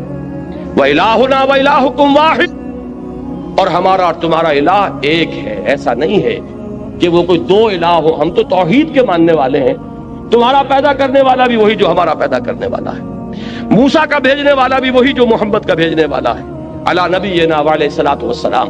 تو ہم تو اس الہ واحد کو مانتے ہیں، وَنَحْنُ لَهُ مُسْلِمُونَ، اور ہم نے تو اپنے آپ کو اس کے سپرد کر دیا ہے، اس کے سامنے سر جھکا دیا ہے، ہم نے اپنے آپ کو اس کے حوالے کر دیا، اس الہ واحد کے حوالے کر دیا جو ہمارا بھی الہ تمہارا بھی الہ، ہمارا بھی معبود تمہارا بھی معبود، ہمارا بھی خالق تمہارا بھی خالق، جو محمد کا بھیجنے والا بھی اور عیسیٰ اور موسیٰ کا بھیجنے والا بھی صلی اللہ علیہ وسلم علیہ الصلوۃ والسلام۔ لہذا یہ انداز جب آئے گا تو اس سے کیا نتیجہ نکلتا ہے کہ ایک انداز یہ ہوتا ہے بس ہم ہی ٹھیک ہیں، باقی سب کوئی ان کی کوئی بنیاد نہیں، کوئی حقیقت نہیں۔ آپ کو جہاں پر بھی جو حق نظر آئے اس کو تسلیم کیجیے، جہاں خیر نظر آئے اس کو مانیے، تاکہ لوگوں پر یہ اثر قائم ہو کہ ان کے اندر تعلی نہیں ہے، تکبر نہیں ہے، یہ بس ہم چما دیگرے نہیں، یہ انداز ان کا نہیں ہے کہ ہم ہی ہم اور کوئی نہ ہو، بلکہ یہ حق جہاں بھی پایا جاتا ہے اس کو مانتے ہیں، صحیح بات جب سامنے رکھی جائے فوراً تسلیم کرتے ہیں، حقیقت جب آئے لپک کر قبول کرتے ہیں، جیسے کہ حضور نے فرمایا الحکمت ضالۃ المومن هو احق بها حیث وجدها، حکمت اور دانائی کی بات تو مومن کی گویا کہ گمشدہ متاع ہے کہ وہ سب سے بڑھ کر حقدار ہے اس کا جہاں بھی پائے، سچی بات جہاں ملے گی وہ ہماری جاگیر ہے، حقیقت جہاں ہے وہ ہماری میراث ہے، دانائی جہاں سے بھی ملے وہ ہماری گمشدہ متاع۔ یہ انداز ہونا چاہیے کہ یہ حق کے ماننے والے ہیں، یہ کسی جماعتی عصبیت میں مبتلا نہیں ہو گئے کہ اپنے بزرگ تو بہت بڑے اور دوسروں کے بزرگ چاہے ان کے اندر کتنے ہی کمالات ہوں ان کو کوئی حیثیت دینے کو تیار نہیں۔ میں نے تازہ میثاق میں جو ایک طویل مضمون لکھا تھا، تنظیم اسلامی میں شامل ہوئے ہیں نوجوان علماء میں سے ایک اہم شخصیت مولانا سعید الرحمن علوی، تو ان کے حوالے سے میں نے جو میثاق میں لکھا ہے مضمون، اس میں یہی بات واضح کی۔ ہمارے ہاں دینی حلقے اور دینی جماعتیں جو ہیں اس طرح کے واٹر ٹائٹ کمپارٹمنٹس میں منقسم ہو گئے کہ اگر کوئی دیوبندی ہے تو ظاہر بات ہے کہ دیوبندی علماء سے اس نے پڑھا، دیوبندی علماء کی صحبت اس نے اٹھائی، ان کی عظمت کا نقش اس پر قائم ہوا، اب وہ انہی دیوبندی جرائد کو پڑھتے ہیں، دیوبندی کتابیں جو ہیں انہی کو پڑھیں گے، تفسیر پڑھیں گے تو دیوبندی علماء کی پڑھیں گے، لہذا ان کا پورا وہ ذہنی جو ہے وہ انحصار ہو جاتا ایک حلقے کے اندر، دوسرے حلقے میں کوئی عظمت ہے تو انہیں نظر ہی نہیں آئے گی، وہاں اگر کوئی علم کی بلندی ہے تو وہ اس سے واقف ہی نہیں، کوئی اونچی شخصیتیں گزری ہیں انہیں پتہ ہی نہیں، اب وہ بریلوی ہیں، کوئی خیر آبادی ہیں، کوئی بدایونی ہیں، کوئی فرنگی محلی ہیں، کوئی اہل حدیث ہیں، اب یہ مختلف طبقات ہمارے ہاں جماعت اسلامی والے ہیں تو ان کے اپنے جرائد ہیں، ان کے اپنے اخبارات ہیں، ان کے اپنے رسائل ہیں، وہ انہی کو پڑھیں گے، انہی کی آنکھوں سے دیکھیں گے، انہی کے کانوں سے سنیں گے، ان کو جو عظمت اپنے حلقے کے لوگوں میں نظر آئے گی دوسروں میں نظر ہی نہیں آئے گی۔ اب اس کا جو ہے اس کو جب تک آپ توڑیں گے نہیں دین کا غلبہ نہیں ہو سکتا۔ اگر یہ کہ اپنے ہی حسن کا دیوانہ بنا پھرتا ہوں اور اپنے ہی بزرگوں کا پروانہ بنا پھرتا ہوں تو ان کے بزرگ وہ ہیں، آپ کے بزرگ یہ ہیں، آپ کے اور ان کے درمیان قدر مشترک کہاں سے آئے گی؟ تو اس بات کی ضرورت ہے کہ مختلف حلقوں کے لوگ جمع ہوں یہاں پر آ کر، تاکہ مختلف لوگوں کے جو ماضی ہے ان سے واقفیت پیدا ہو، ان کے ہر حلقے کی جو عظیم شخصیتیں گزری ہیں ان سے تعارف ہو۔ جب ان کی عظمت کا بھی نقش آئے گا تو دل کے اندر جو تنگی پیدا ہو گئی ہے اس میں کشادگی پیدا ہوگی انشاءاللہ العزیز۔ تو یہ چیز بھی ہمارے دین کی اقامت کی جد و جہد میں بہت اہم ہے کہ اپنے سینوں کو کشادہ کریں، نگاہوں کو کھولیں، کانوں کو کھولیں، صرف یہ نہیں کہ بس کسی ایک ہی گھڑے کی مچھلی اور کسی ایک ہی کنویں کے میڈک بنے ہوئے ہیں، بلکہ چاہیے کہ دوسرے حلقوں کو دیکھیں، ان کی کتابوں کا مطالعہ کریں، ان کے جو بزرگ ہیں ان کے بھی حالات زندگی جو ہے ان کا مشاہدہ کریں، تو اس طریقے سے دلوں کے اندر بھی کشادگی ہوگی اور قریب آئے۔ یہ آیت اس اعتبار سے اقامت دین کی جد و جہد میں نہایت اہم ہدایت نمبر 2 ہوئی، وَلَا تُجَادِلُوا أَهْلَ الْكِتَابِ إِلَّا بِالَّتِي أَحْسَنَ إِلَّا الَّذِينَ ظَلَمُوا مِنْهُمْ وَقُولُوا آمَنَّا بِالَّذِي أُنزِلَ إِلَيْنَا وَأُنزِلَ إِلَيْكُمْ وَإِلَٰهُنَا وَإِلَٰهُكُمْ وَاحِدٌ۔ وَنَحْنُ لَهُ مُسْلِمُونَ۔ اب یہ تیسری آیت جو ہے یہاں سے چھوڑ دیجئے، اب آگے آئیے۔ تیسری ہدایت اب آ رہی ہے سورہ عنکبوت کی، اب یہ آیات ہیں 55 سے اور 60 تک۔ یا عبادی الذین آمنوا ان ارضی واسعۃ فایای فاعبدون کل نفس ذائقۃ الموت ثم الینا ترجعون والذین آمنوا وعملوا الصالحات لنبوئنهم من الجنة غرفا تجری من تحت الانہار خالدین فیہا نعم اجر العاملین الذین صبروا وعلی ربهم یتوکلون وَكَأَيٍّ مِّن دَابَّةٍ لَا تَحْمِلُ رِزْقَهَا اللَّهُ يَرْزُقُهَا وَإِيَّاكُمْ وَهُوَ السَّمِيعُ الْعَلِيمُ۔ اس کے ساتھ ہی آیت نمبر 64 بھی پڑھ لیں۔ وَمَا هَٰذِهِ الْحَيَاةُ الدُّنْيَا إِلَّا لَهْوٌ وَلَعِبٌ وَإِنَّ الدَّارَ الْآخِرَةَ لَهِيَ الْحَيَوَانُ لَوْ كَانُوا يَعْلَمُونَ۔ یہ پوری جو میں نے آیات آپ کو پڑھ کر سنائی، ان کا اہم ترین مضمون ہے ایمان بالآخرہ۔ اصل میں موٹیویشن جو عملاً ملتی ہے انسان کو، اور اس راہ میں قربانی کے لیے جو اس میں آمادگی پیدا ہوتی، اس دنیا کا نقصان گوارا کرنے کے لیے انسان آمادہ ہوتا ہے، وہ ہوتا ہے ایمان بالآخرہ کی بنیاد پر۔ جتنا یقین گہرا ہوگا کہ آخرت حق ہے اور اصل زندگی وہ ہے، اتنا ہی آپ کا ویلیو سٹرکچر جو ہے بدلنا شروع ہو جائے گا۔ اس لیے کہ کون انسان ہے جو خیر نہیں چاہتا، نفع نہیں چاہتا، بھلائی نہیں چاہتا، بہتری نہیں چاہتا؟ یہ سب خیر، بھلائی، نفع، اسی کے لیے تو بھاگ دوڑ ہو رہی ہے۔ اب فرق کیا ہے؟ رخ معین ہو رہا ہے۔ اگر آخرت ذہن میں نہیں ہے تو ساری خیر دنیا کی خیر، ساری بھلائی دنیا کی بھلائی، سارا نفع دنیا کا نفع، ساری کامیابی دنیا کی کامیابی۔ اور اگر آخرت پر یقین ہو گیا جیسا کہ ہونا چاہیے، دیکھیے آخرت کے یقین کے بھی بہت سے درجے ہیں۔ ایک تو یہ کہ ہم زبان سے مانتے ہیں جی ہاں اٹھنا ہے، بعث بعد الموت ہے، جی اٹھنا ہے، آخرت ہے، لیکن آپ کے ذہن میں ریشیو پروپورشن قائم نہیں ہوا کہ آخرت کسے کہتے ہیں، دنیا کسے کہتے ہیں، ان کے درمیان مناسبت کیا ہے، نسبت کیا ہے۔ آخرت کی زندگی ابدی زندگی، یہ فانی زندگی، کوئی نسبت قائم ہوگی؟ جن لوگوں نے میتھمیٹکس پڑھا ہے وہ فائنائٹ اور انفائنائٹ میں کوئی نسبت قائم کر سکتے ہیں؟ ایک چیز انفائنائٹ لامحدود اور ایک چیز فائنائٹ۔ 80 برس بھی جی لو گے تو آخر ایک دن تو موت کا دن آئے گا کہ یہاں سے جانا ہوگا، اور 80 کی گارنٹی کس کے پاس ہے؟ کس کے پاس گارنٹی ہے کہ کل صبح کا سورج وہ طلوع ہوتا ہوا اپنی ان آنکھوں سے دیکھ سکے؟ معلوم ہوا کہ دنیا کی یہ زندگی اتنی عارضی، اتنی ناپائیدار، اتنی فانی، اتنی ناقابل اعتماد کہ ایک دن کا بھی یقین نہیں۔ وہ بڑا پیارا مصرع ہے کہ سامان 100 برس کا ہے اور پل کی خبر نہیں، کس کو یقین ہے؟ لیکن ہماری ساری بھاگ دوڑ جو ہے ہو رہی ہے دنیا کے لیے، اس لیے کہ دنیا پر پورا یقین قائم ہے، دنیا تو نقد ہے آنکھوں کے سامنے۔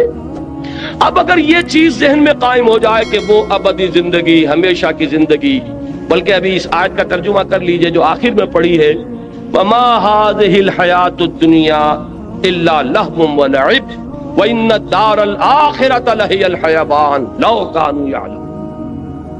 یہ اس دنیا کی زندگی تو سوائے کھیل اور تماشے کے کچھ ہے ہی نہیں۔ حقیقت میں تو آخرت کا گھر وہ ہے اصل زندگی، کاش کہ انہیں معلوم ہوتا۔ اب آپ غور کیجئے، انسان کے عمل پر سب سے زیادہ اثر انداز ہونے والا عقیدہ آخرت ہے، کہ اس سے سارا نقشہ بدل جاتا ہے۔ اصل زندگی وہ زندگی ہے، تو یہ زندگی جو ہے یہ تو کھیل تماشا ہے۔ ایک شخص کو آپ کو معلوم ہے ایک ڈرامے کے اندر بادشاہ کا رول مل گیا، ایک سینما آپ پکچر دیکھ رہے ہیں، اس میں کوئی شخص جو ہے وہ سکندر اعظم بنا بیٹھا ہے یا کوئی اور بادشاہ بنا بیٹھا ہے، آپ کو معلوم ہے کچھ نہیں ہے، یہ 3 گھنٹے کا کھیل ہے، اس کے بعد کچھ بھی نہیں، ایک سب کپڑے وپڑے اتر جائیں گے اور وہاں جا کر جب یہ اپنا کپڑا اتار دے گا تو وہی فلاں ابن فلاں رہ جائیں گے، اللہ اللہ خیر سب۔ کوئی فقیر اس کے اندر فقیر کا رول پلے کر رہا ہے، وہ فقیر تو نہیں ہے، وہ بھی ایک ایکٹر ہے، یہ بھی ایک ایکٹر ہے۔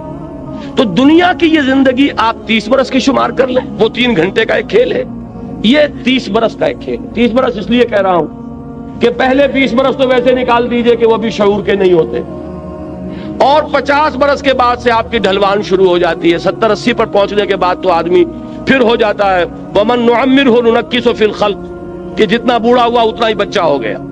معلوم ہے اس کے درمیان میں کتنی ہے، 30-40 برس کی ایک ایوریج ہے جو آپ کی فعال زندگی ہے، جس میں کہ آپ کچھ بناتے ہیں، محنت کرتے ہیں، بھاگ دوڑ کرتے ہیں. کسی نے کارخانہ بنایا تو اسی میں بنایا، کسی نے کاروبار جمایا تو اسی میں جمایا، کوئی پروفیشن میں شائن کر رہا ہے تو وہ بھی یہی وقت ہے. اب سوال یہ ہے کہ یہ وقت ہے میرے پاس کل، اور وہ زندگی ابدی زندگی ہے، تو اب اس کا بیشتر اور بہتر اس کے لیے انویسٹ کروں گا کہ نہیں کروں گا؟ یہ بالکل منطقی بات ہے، 2 اور 2 4 کی طرح کی.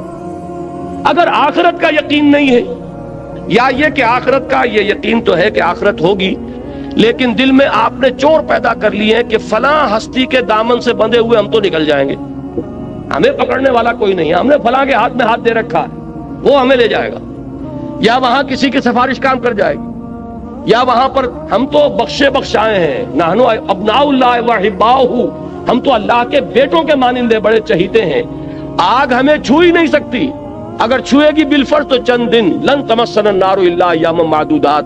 اب یہ خود اپنی جگہ ایک مستقل موضوع ہے میری مکمل تقریر کا، کہ عقیدہ آخرت سے انحراف کی 6 شکلیں ہیں، کہ بظاہر ایک شخص کہتا ہے کہ میں آخرت کا ماننے والا ہوں، حقیقت میں ماننے والا نہیں، اس لیے کہ اس نے اس کو کسی چیز سے ضرب دے دی ہے، 0 سے ضرب دے دی ہے، تو 0 سے تو جو بڑے سے بڑا عدد ہے ضرب کھائے گا تو 0 ہو جائے گا. تو عقیدہ آخرت کو عقیدہ شفاعت کے ساتھ جوڑ دیا، 0 ہو گیا. عقیدہ آخرت کے ساتھ نحنو ابناء اللہ وحباؤہ، ہم جو کچھ بھی ہیں لیکن تیرے محبوب کی امت میں ہیں، وہ آخرت تو 0 ہو گئی. پھر کیا اس کا فکر رہے گا؟ کیا اس کی آپ کو کوئی فکر دامن گیر ہوگی کہ اس کے لیے کچھ بنانا ہے، کچھ اس کے لیے سامان کرنا ہے، آخرت کے لیے کوئی توشہ آخرت فراہم کرنا ہے؟ کوئی ضرورت ہی نہیں، اس لیے کہ ہم جو کچھ بھی ہیں تیرے محبوب کی امت میں ہیں، لہذا جنت تو ہمارا پیدائشیت ہے، وہاں تو ہماری ریزرویشن موجود ہے، لہذا کوئی خوف نہیں. اب یہ شکل جہاں ہوگی وہ عقیدہ آخرت بالکل معدوم ہو کر رہ جائے، اس کا آپ کے عمل پر کوئی اثر نہیں ہوگا. لیکن یہ 6 ہیں اس سے مراحل، جس کو میں اس وقت تفصیل سے بیان نہیں کر سکتا. اس وقت جو مجھے بتانا ہے وہ یہ ہے کہ پریکٹیکل موٹیویشن، ایثار اور قربانی. ابھی میں آ رہا تھا، میرے ساتھ ایک ساتھی تھے، ہماری تنظیم اسلامی شکاگو کے اہم کارکن ہیں، وہ آئے ہوئے ہیں 3 مہینے کے لیے یہاں پاکستان، اور میرے ساتھ سفر پر آئے. انہوں نے اپنی ایک آبزرویشن میرے سامنے بیان کی کہ میں یہ دیکھتا ہوں کہ دین کے لیے جو لوگ کام کرتے ہیں، لیکن اگر انہیں کوئی نقصان ہو جاتا ہے یا کوئی تکلیف ہوتی ہے تو بجائے اس پر کہ اس پر ان کے چہرے پر بشاشت پیدا ہو، پشمردگی آ جاتی ہے. حالانکہ بشاشت پیدا ہونی چاہیے. یہ میں نے کہا کہ آپ کی آبزرویشن جو ہے یہ بہت صحیح ہے، بہت درست ہے. اس کا سبب کیا ہے؟ سبب یہ ہے کہ ہم کسی وجہ سے، عام طور پر ہمارے ہاں دین کا کام جو ہو رہا ہے وہ کوئی کمیونٹی ورک کے طور پر ہو رہا ہے، کوئی ایک قومی جد و جہد ہے، جیسے پاکستان کی تحریک تھی، قومی جد و جہد تھی، لیکن ہم نے اس میں نعرہ اسلام کا لگایا. پاکستان کا مطلب کیا؟ لا الہ الا اللہ. اسی طریقے سے ہمارے ہاں بہت سے لوگ بظاہر دین کا کام کر رہے ہوتے ہیں، لیکن ان کی اصل موٹیویشن جو ہے وہ آخرت کی نہیں ہوتی، آخرت کا یقین ان کا جذبہ محرکہ نہیں ہوتا، آخرت پہ جس درجے کا پختہ ایمان ہونا چاہیے وہ حاصل نہیں ہے. ورنہ تو یہ کہ یہاں کا گھاٹا ہو کر، گھوٹا دیکھ کر انسان کو خوشی ہونی چاہیے کہ یہاں جو مجھے ڈیبٹ ہو رہا ہے وہاں کریڈٹ ہو رہا ہے، یہاں جو نقصان ہو رہا ہے وہاں میری عاقبت بن رہی ہے. یہ یقین اگر ہوگا تو اگر کوئی تکلیف آئی تو بجائے پشمردگی کے استبشار پیدا ہوگا. یہ سورہ توبہ میں لفظ استعمال ہے، فَاسْتَبْشِرُوا بِبَيْعِكُمُ الَّذِي بَایَعْتُم بِهِ، تو خوشیاں مناؤ، تم پر تو بشاشت طاری ہونی چاہیے. جیسے حضرت خبیب کا لفظ آیا تھا کہ جب انہیں سولی دی جا رہی تھی تو جب پہلا نیزہ جو ہے ان کے کلیجے میں چبھویا گیا تو ان کی زبان سے بات نکلے، فزت ورب الکعبہ، کعبے کے رب کی قسم میں کامیاب ہو گیا. یہ اگر بشاشت کی کیفیت نہیں ہے تو اس کا سبب کیا ہے کہ معلوم ہوتا ہے کہ آخرت پر ہمارا یقین اتنا پختہ نہیں. ورنہ اللہ کے وعدے راح و ریحان و جنت و نعیم، وہ جنت کے جس کے نعمتیں وہ ہیں کہ جن کا ہم اس دنیا میں تصور تک نہیں کر سکتے، اگر اس کے وعدے پر یقین ہے. اسی لیے سورہ عنکبوت کے پہلے رکوع میں آیا تھا، میں نے پوری تفصیل سے بیان کیا تھا کہ یہ نہ سمجھنا کہ تمہارے ساتھ جو ہم وعدے کر رہے ہیں، من کان یرجو لقاء اللہ فإن اجل اللہ لآت وهو السمیع العلیم والذین آمنوا باللہ والذین آمنوا وعملوا الصالحات لنکفرن عنہم سیئاتہم وَلَنَجْزِيَنَّهُمْ أَحْسَنَ الَّذِي كَانُوا يَعْمَلُونَ. یہ سارا کس لیے کہ یقین رکھو تمہاری یہ محنتیں اکارت نہیں جائیں، تمہارا یہ اثار، تمہاری یہ قربانیاں، تمہاری یہ مشقتیں یہ ان ریوارڈڈ نہیں جائیں گی. تمہارا وہ پروردگار دیکھ رہا ہے. اے بلال، جو تم پر بیت رہی ہے تمہارا رب دیکھ رہا ہے۔ اے خباب، جو کچھ تم پر اس وقت گزر رہی ہے تم اپنے رب کی نگاہوں میں ہو۔ فَإِنَّكَ بِأَعْيُنِنَا، ہم سب کچھ سن رہے ہیں۔ اے بلال، اس حال میں کہ تمہارے سینے کے اوپر بھاری سل رکھی ہوئی ہے اور اوپر سے سورج آگ برسا رہا اور نیچے سے زمین توے کی طرح جل رہی، اس وقت بھی تمہاری زبان سے جو لفظ نکل رہا احد احد احد احد، اللہ سن رہا ہے کہ میرا ایک بندہ ہے جو اس مشقت کے اندر بھی میری توحید کا نعرہ لگا رہا ہے۔ تو یہ چیزیں یوں ہی نہیں چلی جائیں گی، اس کا بھرپور صلہ تمہیں ملے گا، بھرپور بدلہ ملے گا۔ جب تم ہمارے حضور میں حاضر ہوگے خلعتوں سے نوازے جاؤ گے۔ اگر یہ یقین پیدا ہو جائے تو پھر بڑی سے بڑی قربانی بہت سہل ہو جائے گی، بڑی سے بڑی تکلیف آئے گی، طبیعت میں خوشی ہوگی کہ اللہ نے، جیسا کہ میں نے پہلے کہا تھا، زہ نصیب کہ اللہ نے ہمیں اس قابل سمجھا کہ ہماری ہڈی اپنے راستے میں چھڑوائی، ہمیں یہ مصیبت اپنی راہ میں پہنچائی۔ یہ اللہ تعالیٰ کی طرف سے گویا کہ شرف قبول ہو جانے کا ایک ثبوت ہے کہ اللہ تعالیٰ نے ہمیں قبول فرما لیا ہے۔ یہ انداز ہوگا کب؟ جب کہ آخرت کا یقین۔ تو فرمایا وما هذه الحیات الدنیا الا لہو ولعب، یہ دنیا کی زندگی تو سوائے کھیل کود کے کچھ نہیں۔ جیسے ڈرامہ ہوتا ہے 3 گھنٹے کا، یہ 30 برس کا ڈرامہ ہے۔ کسی کو ہم نے جھوپڑی میں پیدا کر دیا ہے، کسی کو گولڈن سپون کے ساتھ پیدا کر دیا ہے، سلور سپون نہیں، گولڈن سپون۔ لیکن یہ کہ یہ بھی جب آنکھ کھلی گل کی تو موسم تھا خزاں کا، ذرا سی دیر ہے ادھر آنکھ کھلی، وہ 60 کروڑ تقسیم ہوئے ہوں یا 60 ارب تقسیم ہوئے ہوں، وہ بہرحال جو دنیا سے گیا اس کے لیے تو 1 پیسہ بھی نہیں ہے۔ یہ بات اچھی طرح سمجھ لیجئے کہ چاہے کوئی وڈیرے کے گھر پیدا ہو گیا، کوئی جھوپڑی میں پیدا ہو گیا، یہ اس دنیا کی زندگی ہی کا ہے نا ایک رول۔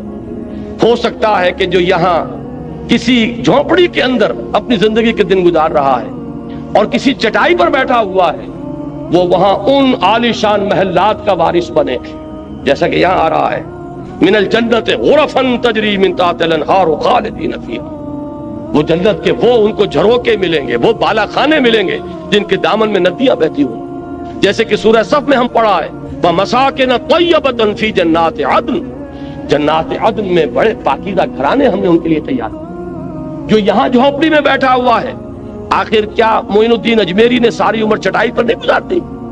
کیا محمد الرسول اللہ صلی اللہ علیہ وسلم نے ساری عمر چٹائی پر نہیں گزاری؟ وہ واقعہ ایلا جب ہوا تھا، اس کا آپ نے سنا ہوگا، یہ ایک واقعہ کہ جب 1 مہینے کے لیے حضور نے ازواج مطہرات سے ذرا تعلق اپنا منقطع کر لیا تھا،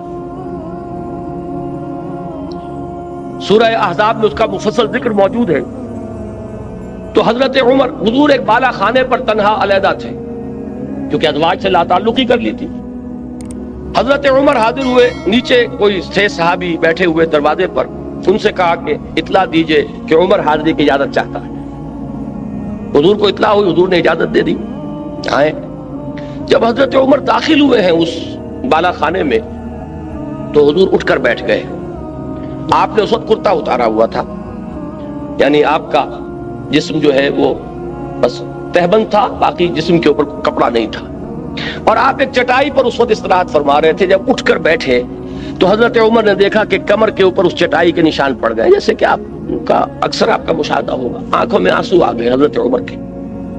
حضور نے پوچھا عمر کیوں رو رہے ہو؟ انہوں نے عرض کیا کہ حضور قیصر و کسریٰ کے لیے دنیا میں کیا کیا ساز و سامان، کیا ناز و نعم، کیا ان کے لیے آسائشیں ہیں، اور آپ کے لیے یہ چٹائی ہے، یہ کھری چٹائی، اور اس کی جس کی کہ بدیاں پڑ گئی ہیں آپ کی قبر پر۔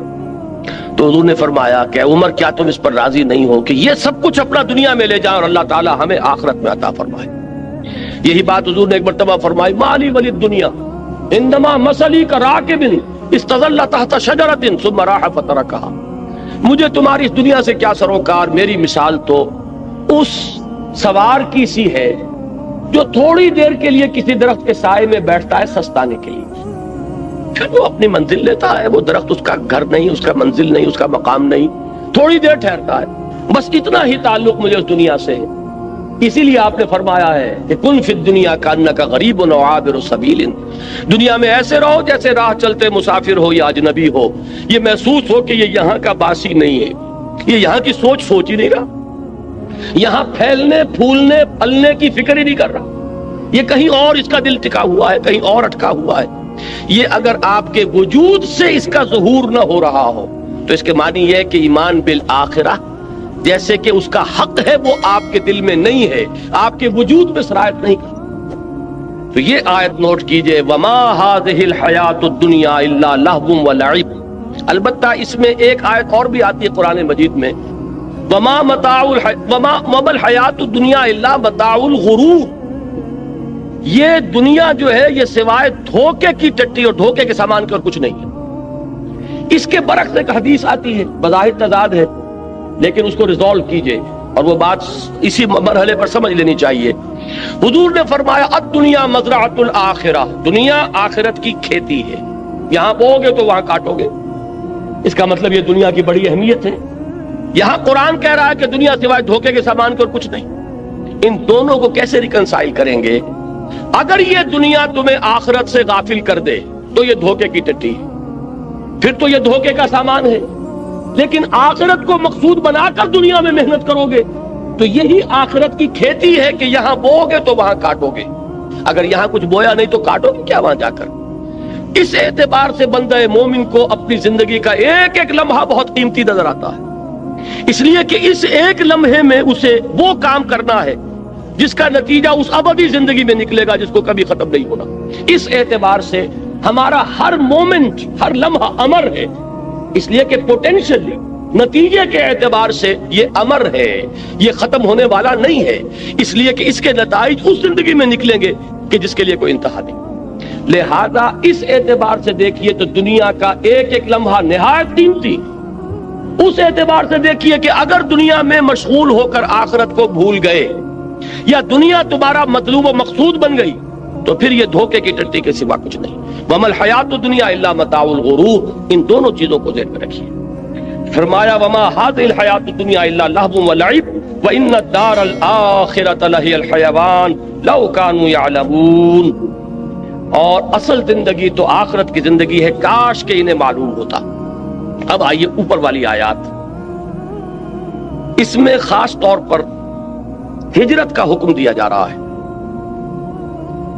اور بلکہ حکم نہ کہیے ہجرت کا اشارہ کیا جا رہا، رہنمائی دی جا رہی ہے۔ یہ ہجرت جو ہے جس کا یہاں ذکر ہو رہا ہے یہ ہجرت حبشہ ہے۔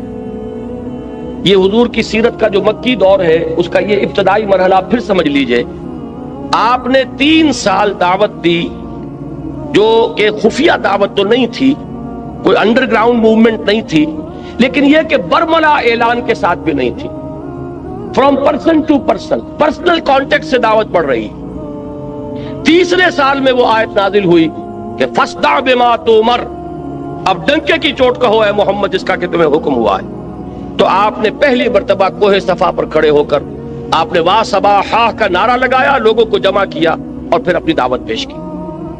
پہلے 3 سال اور یہ 4تھا سال، اس میں حضور کے خلاف صرف زبانی اقدام ہوا، پاگل کہہ دیا، کسی نے مجنون کہہ دیا، کسی نے کچھ کہہ دیا، لیکن 4تھے سال میں آ کر بات شروع ہو گئی فزیکل پرسیکیوشن، ستاؤ انہیں، مارو انہیں، بھوکا رکھو انہیں، گھروں میں بند کر دو انہیں۔ جو نوجوان تھے انہیں گھروں میں بند کر دیا گیا۔ حضرت عثمان رضی اللہ تعالیٰ عنہ کو ان کے چچا نے ایک چٹائی کے اندر لپیٹ کر اور دھواں دے دیا کہ دم نکلنے لگا گھٹن کی وجہ سے۔ کسی کو گھر سے نکال دیا گیا، مادرزاد برہنہ مصعب بن عمیر رضی اللہ تعالیٰ عنہ، مادرزاد برہنہ گھر سے نکال دیے گئے۔ کسی کو جیسا کہ میں نے حضرت بلال کا نقشہ کھینچا اس طرح ستایا جا رہا ہے، کسی کو دہتے ہوئے انگاروں پر لٹایا جا رہا ہے۔ یہ 4تھا سال جو ہے پرسیکیوشن، اور 5ویں سال میں یہ اپنے نقطہ عروج کو پہنچ گئی۔ اسی وقت یہ آیات نازل ہو رہی ہیں اور اسی وقت انہیں ایک رہنمائی دی گئی۔ وہ رہنمائی یہ ہے، اس لیے کہ 5ویں سال میں ہجرت حبشہ ہوئی ہے، وہ رہنمائی اس میں دی جا رہی ہے۔ یا عبادی الذین آمنوا ان ارضی واسعۃ فایای فاعبدون، اے میرے بندو میری زمین بہت کشادہ ہے۔ ذرا اندازہ کیجئے کتنے لطیف پیرائے میں بات کہی جا رہی ہے۔ یہ نہیں کہا گیا، ہجرت کا لفظ یہاں کہیں نہیں آیا، میری زمین بہت کشادہ ہے، بس صرف میری بندگی کرو۔ یہ بس صرف میری بندگی کرو کا مفہوم کیا ہے یہ تو انشاءاللہ کل تفصیل سے بیان ہوگا۔ عقیدہ توحید کے عملی تقاضے پر جب یہیں پر اسی مقام پر مجھے تقریر کرنی ہے، اور اقامت دین کی جد و جہد کیا ہے یہ ساری چیزیں کل آئیں گی، لیکن اس وقت صرف یہ نوٹ کیجئے کہ یہاں کہنے کا مطلب کیا ہے کہ اگر کسی ایک مقام پر رہ کر تم میری بندگی نہ کر سکو تو تم اس مقام سے، اس ملک سے، اس جگہ سے بندھے ہوئے نہیں ہو، اور میری زمین تنگ نہیں. جہاں بھی تم جا کر جہاں میری بندگی کر سکو، میری اطاعت کر سکو، میرے احکام پر چل سکو، اس ملک کی طرف ہجرت کر جاؤ. اس سرزمین کو چھوڑو اور چلے جاؤ کسی ایسی جگہ پر. اور یہ ہے کہ میری زمین کشادہ ہے. اگر تم زمین سے بندھے نہ رہو گے تو انشاءاللہ تعالیٰ تم پاؤ گے کہ تنگی نہیں. اگر آپ کو ہماری ویڈیو اچھی لگی ہو تو ہمارے چینل کو سبسکرائب ضرور کریں. ڈاکٹر اسرار احمد رحمۃ اللہ علیہ کی وفات کے لیے سورہ فاتحہ پڑھ کر کامنٹ میں آمین لکھیں. شکریہ.